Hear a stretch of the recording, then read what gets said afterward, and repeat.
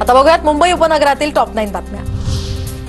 मुंबईच्या तापमानात आठवडाभर चढउतार राहणार। साप्ताहिक अंदाजानुसार तापमानात चढउतार राहणार असल्याचा अंदाज।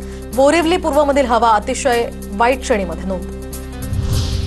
मुंबईला पाणी पुरवठा करणाऱ्या 7ही धरणातील पाणीसाठा झपाट्याने कमी होतोय। सर्व धरणात मिळून 33% इतकाच पाणीसाठा शिल्लक। तर पालिका प्रशासनाची आता राज्य सरकारकडे राखीव साठ्याची मागणी। अंधेरी रेल्वे स्टेशनच्या प्लॅटफॉर्म क्रमांक 4 आणि 5 वरील मधल्या फूट ओव्हर ब्रिजचा जिना आजपासून बंद। देखभाल आणि दुरुस्तीच्या कामासाठी हा जिना बंद राहणार। मुंबई महापालिकेने प्रकल्प बाधितांसाठी बांधलेली माहुलमधील घरं बीएमसीच्या कर्मचाऱ्यांना स्वस्तात मिळणार। मात्र कर्मचाऱ्यांकडून घरांसाठी अत्यल्प प्रतिसाद।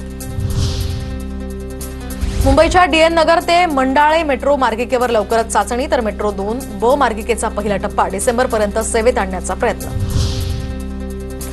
विकेसीतील 3 भूखंडांना विक्रमी 3840 कोटी रुपयांची किंमत। संकटातील एमएमआरडीएला यामुळे काहीसा दिलासा।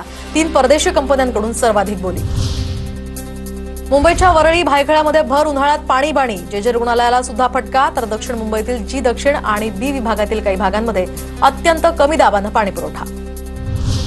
कल्याण पश्चिम भागामध्ये पाणी टंचाईचा प्रश्न गंभीर। तर पश्चिमेतील अनेक भागात कमी दाबाने पाणी पुरवठा। पाण्यासाठी नागरिकांचं आंदोलन। डोंबिवलीमध्ये शेअर्समध्ये नफ्याचं आमिष दाखवून 1 कोटी 23 लाखांचा गंडा। दरमहा 10% व्याजाचा परतावा देण्याचा आमिष। रामनगर पोलीस ठाण्यात यासंदर्भात गुन्हा दाखल।